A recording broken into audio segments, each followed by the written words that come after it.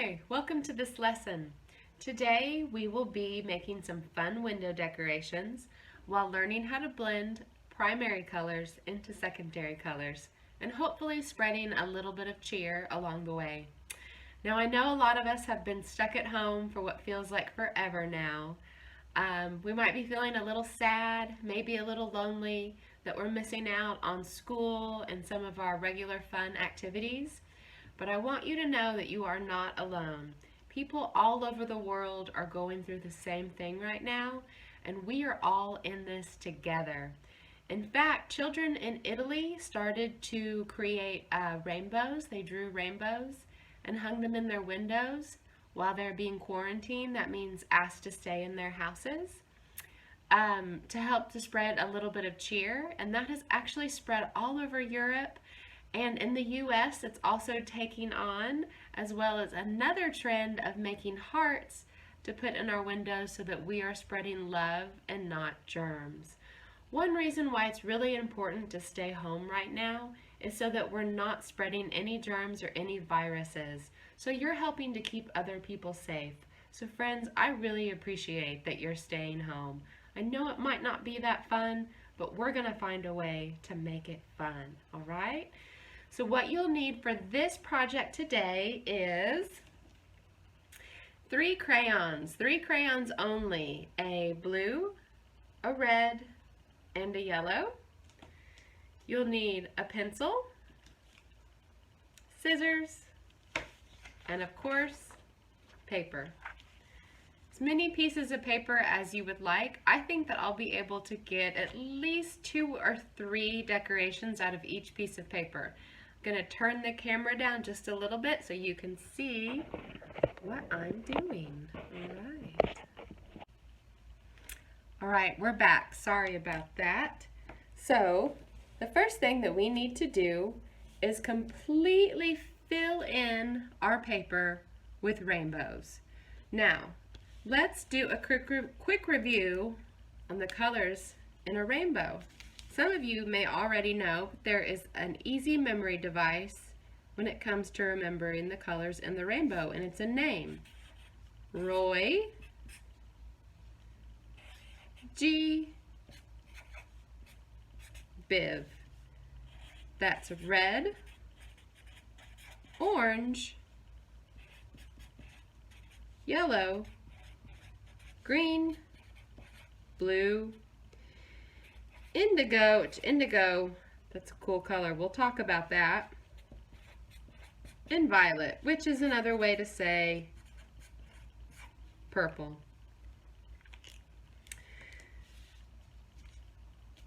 And I'm sure you're asking yourselves, well, how do I go from all these colors, but this is 1, 2, 3, 4, 5, 6, 7 different colors detectable in a rainbow. How do I get from 3 colors to 7 colors? Well, we might not get all 7, but I'm going to show you how to blend your primary colors into secondary colors. These 3 colors are very special because these are what we call primary colors. A primary color is the basis for the other colors. You don't blend colors to get these 3 colors. These colors are just exactly as they are, blue, red, yellow. When you blend 2 primary colors together, you get a secondary color. And that is exactly what we are going to do. So I'm going to just go down the list and start with my first color, which is red. I'm just going to start in the corner of my paper and go back and forth, kind of diagonal. Good diagonal line like that with my red. Now I don't need to fill my whole paper up with red yet. I just need one section of red, and I want to make sure I get it all covered. So I might go off the edges a little bit. That's okay. I just need to put a paper underneath me so that I make sure I don't color on the table.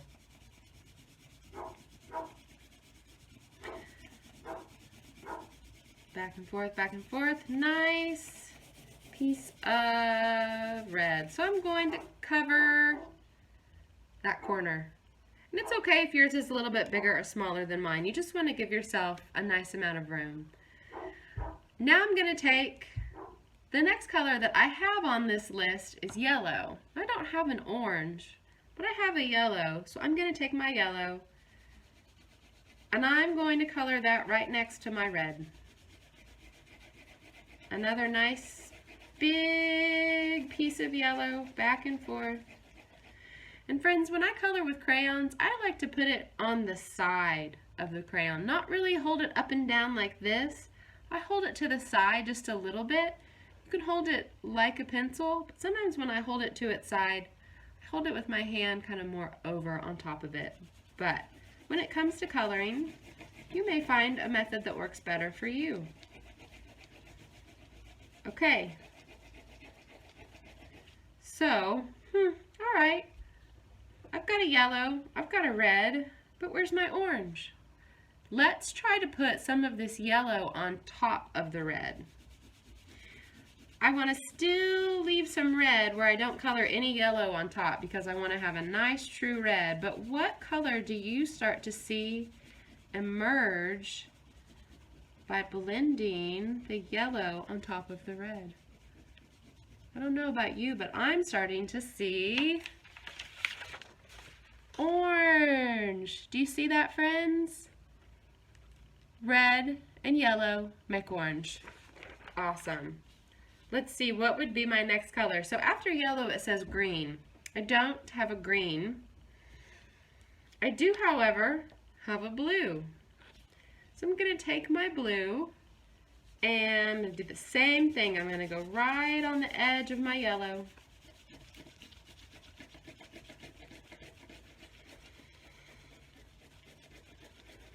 I've got the crayon kind of to its side a little bit, not right on the point. This is especially good if it's a brand new crayon. And oh, I love a brand new pack of crayons.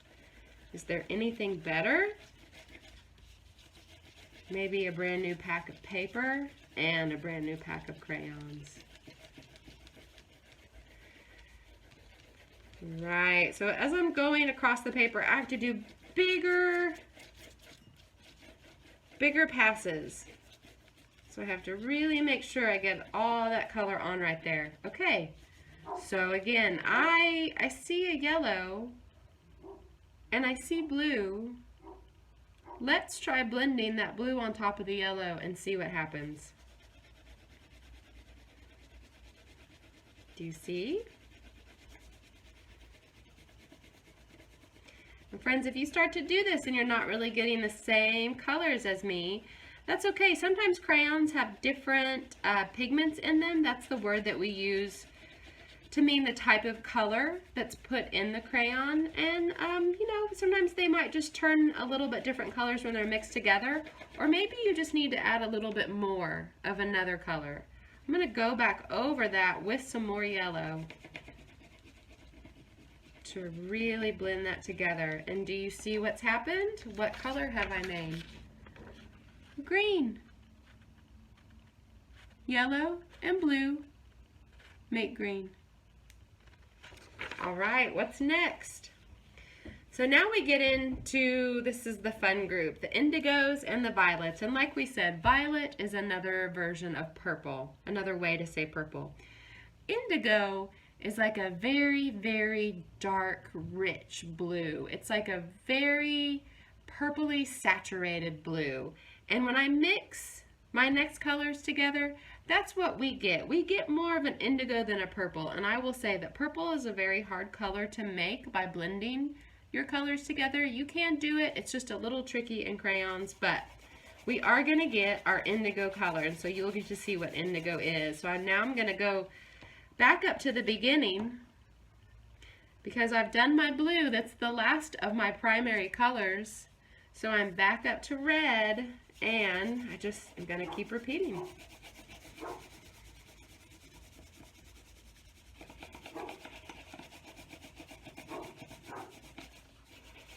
Nice big swath of red. My beautiful rainbow paper. And friends, it's up to you. Maybe your paper is going like this. Maybe you're doing smaller patches. that's fine. Just make sure that your colors are overlapping. I also want pictures of what everybody does with this project. I think that we can make some really nice decorations with this one. Okay, so I've got a nice layer of red down. Now I'm going to take my red and I'm going to go back over the blue a little more, right over just that edge of where the blue and the red meet, leaving some of the blue because I still want to be able to see my blue color in my rainbow. And when I do the blue and red together, I always go back over it with some more blue. And that gives us that really nice, rich indigo. And when I hold this up in a moment, if you can't see it now, you will see what I mean. The difference between a blue and an indigo.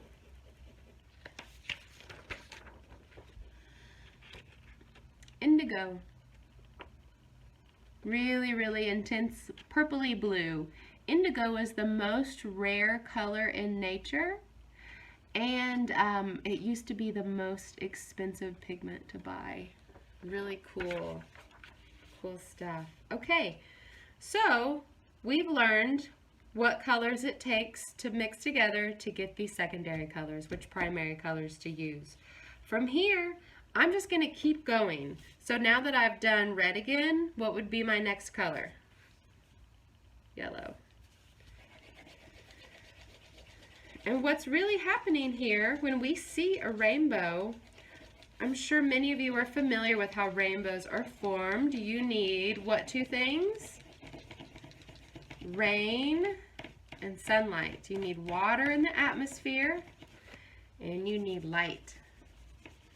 And what's happening is the rain and the water in the atmosphere is taking those energy wavelengths in the sunlight, because light, remember, is just a wavelength of energy. It's taking those light wavelengths and separating them into the colors, the different colors. Different wavelengths of light are different colors. So the water in the atmosphere is separating those colors out, so we see them separated.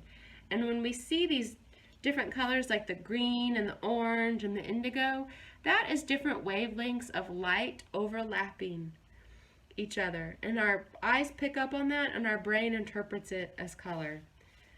Another really interesting thing about color is everybody sees color differently.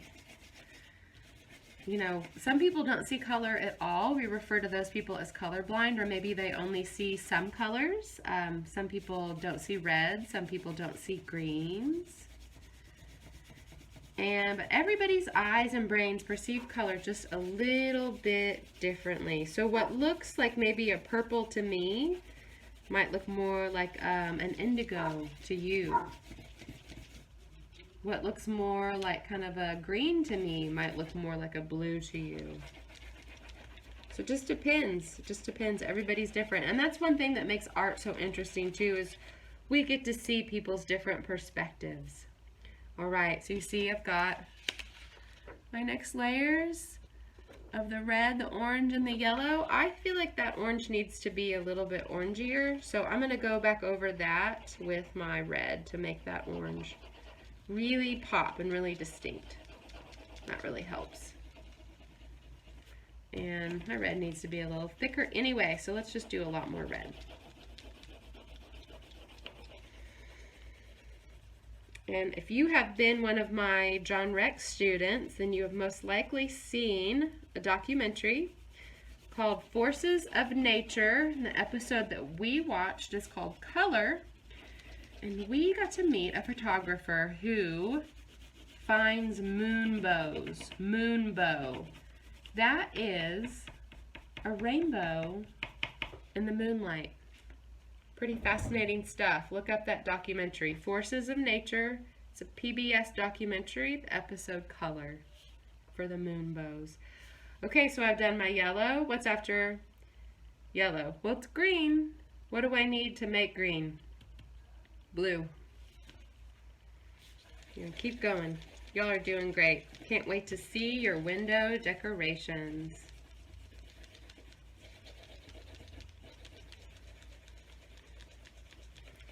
Our creative challenge is to fill up our entire piece of paper. Okay, I've got my blue. Now I need to go overlap some of that yellow, leaving some of the yellow. Make my green. You think so far? Pretty fun, huh? It's a lot you can do with only 3 colors. 3 colors is a lot. It's a lot you can do with 2 colors. There's a lot you can do with 1 color. There's a lot you can do with no color. But color is great. We like a lot of color. Alright, I don't know about you friends, but I'm feeling better already. Making art with you. What's next? I've got my green, my blue. It's indigo time. So I go back to my red. We're so close to being done.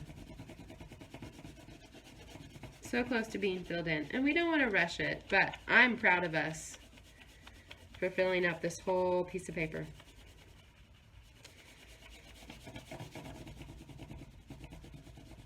And go over that blue.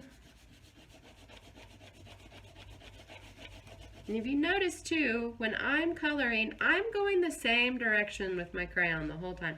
I don't really like to go all over because I like nice even strokes of color that are all going the same way. So try that out too. If you haven't done it like that yet, maybe on your next one, try that out. From here on out, try that out. But, you know, however you get the colors blended, that's just fine. Sometimes I do go back and forth a little bit like that to blend the color. But for the most part, I like to always go the same direction. And with it being springtime in Oklahoma, we will be having so much more rain. So lots of opportunities to see rainbows. So the next time you see one, you will have even more to say about it, which I'm sure you already knew a lot about rainbows and had a lot to say about them. And now you know how to make them with only 3 colors. Look at you go. Okay, with our indigo. I'm getting so close, friends. I think I need more red. I like red, can you tell? It's a fun color. It makes me think of roses. Makes me think of strawberries, and apples. Okay, and what now? Are we back to yellow? Are you noticing a pattern here? You know, I'm going to flip my paper around this way. I think that's going to make it a little bit easier for me. Don't be afraid to move your paper around, move your body around, get to where it's easier for you to keep working. And you know, as you're working on your piece, that might change how you need to hold your body and how you need to hold your paper. I'm going to take my yellow over some of that red, still leaving some of the red. Need some more yellow, more orange.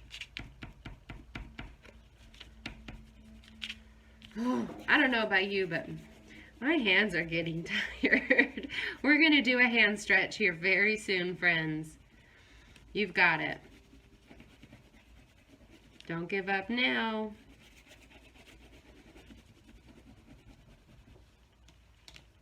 You think maybe a little more red over that orange? I think so.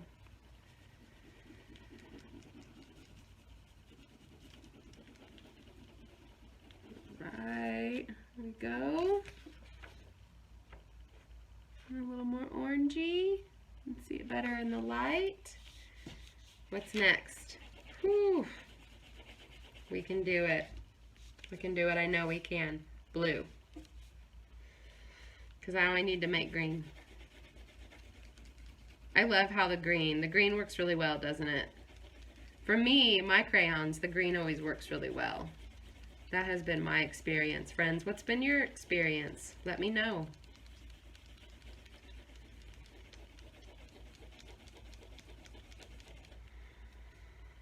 Nice green. Maybe it needs a little more yellow.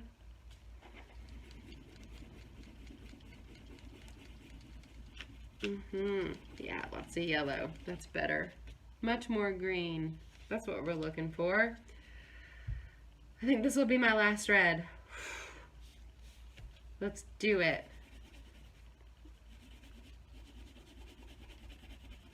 Okay, friends, I'm finishing up my last red.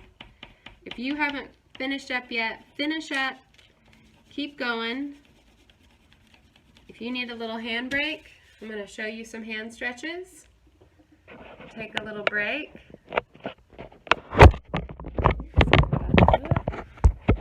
Always fun figuring out. How you doing? That was a lot of coloring, wasn't it? Okay, if you are still coloring, keep going. But if you need a break, take a break. Let's stretch our hands out. So the first thing I want you to do is interlace your fingers like this, and then can you flip your palms to face outward, and then lengthen out your arms, stretch. Take a big breath in, blow it out. Great, lift your arms up, keep your fingers where they are, lift it up and stretch and breathe in. Blow it out, maybe lean one way, the other way. Oh, release your hands. Shake them out, shake them out, shake them out. You can take your palm, this hand, and pull these fingers back. Just be gentle on your hands. And then press your hands down the other way. Switch hands this way. Press it down. Now just roll your wrists out. Make gentle fists, roll your wrists out. Roll it out, go the other direction. You're taking some deep breaths. Maybe cross your elbow across your body and pull with your other arm. That feels good. Whew. Okay, that was a lot of coloring. I'm ready now to cut out my heart. So let's go back to our paper. Okay. So friends, if you have been in any of my art classes in the past, you've probably done some paper folding and cutting on the fold. That's exactly what we're going to do here. I'm just going to start with a really simple single fold in half, and I'm going to fold it so that the color is on the inside of my fold. So I believe we call this a hamburger fold, right? Because this is a hot dog fold. This is a hamburger fold. We got it. We had a little confusion about that this year, but I think we're all on the same page now. So when I do a fold, I want to line up my edges, my corners, as best I can. It's okay if it's not perfect. With one hand, I'm going to hold the top of it in place. With my other hand, I drag from the top down to the bottom where that crease is. And I hold it with one hand, the other hand I drag one way and press down the crease, other way and press down the crease. And now I've got my fold. And from here, we're going to draw half of a heart and cut it out. Now I wouldn't take up the whole paper in this one heart unless you just want one really big heart. If you do, that's totally fine, but I'm going to show you how to draw half of a heart and cut it once to be able to get a full heart. So what you want to do is make sure that you're on the folded edge. This is my folded edge right here. This is my open edge. This is my folded edge. So here is where my fold is. Got my pencil, and I'm going to draw my heart. Now, sometimes it's helpful, instead of drawing just half of something, to open up and draw the whole thing, just trying to get the center of it on that center line, and then you only need to cut half of it. Sometimes it helps too to practice it on another piece of paper before you start. I had a friend in one of my classes demonstrate a great way to draw a heart, and all it is I draw a V. Let me see that? Let me get my Sharpie so you can see it a little bit better. It's just a V. A heart is 2 letters. A V on the bottom and a lowercase m or an upside down W on the top. Let's do that again. It's a V and an M, like the McDonald's M. And try it one more time.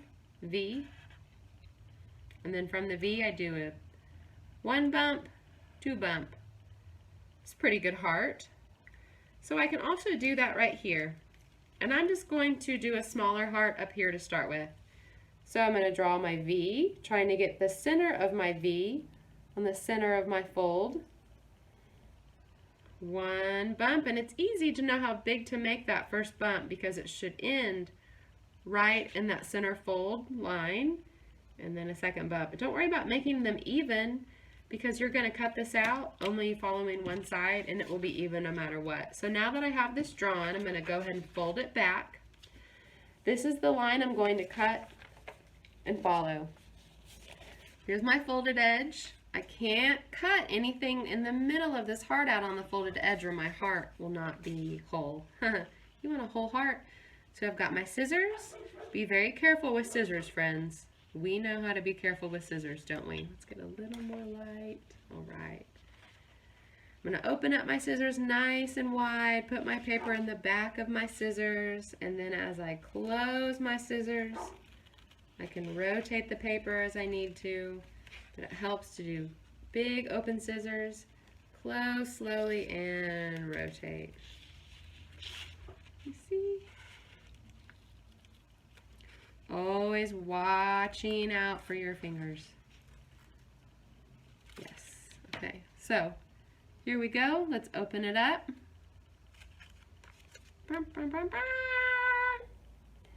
There's my first rainbow heart. What do you think? I like it. I'm going to do some more. This time I want to do a nice big heart.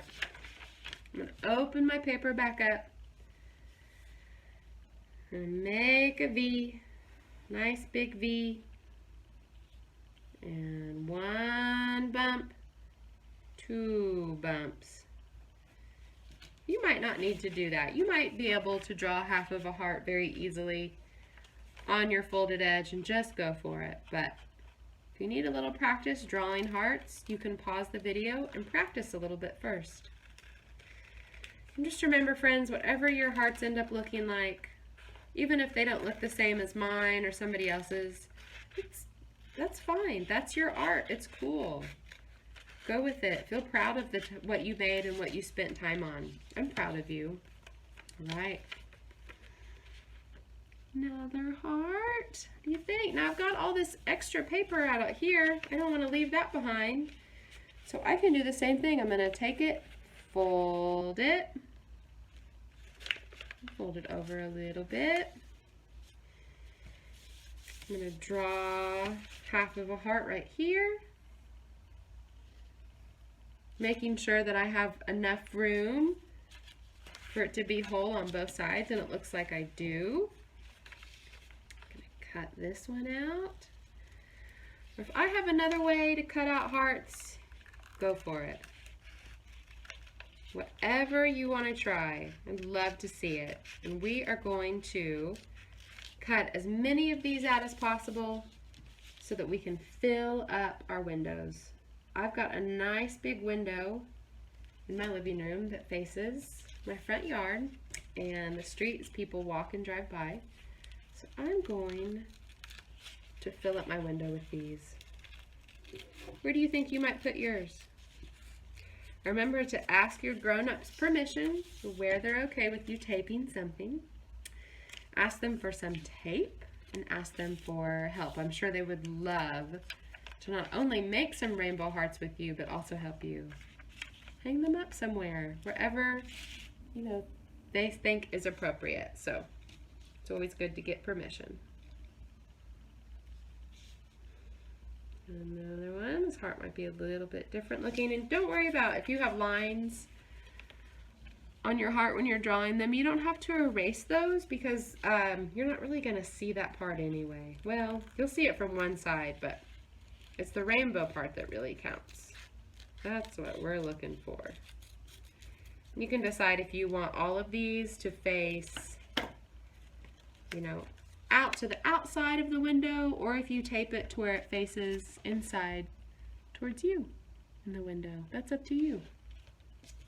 Okay, I'm going to keep going, cut as many of these out as I possibly can.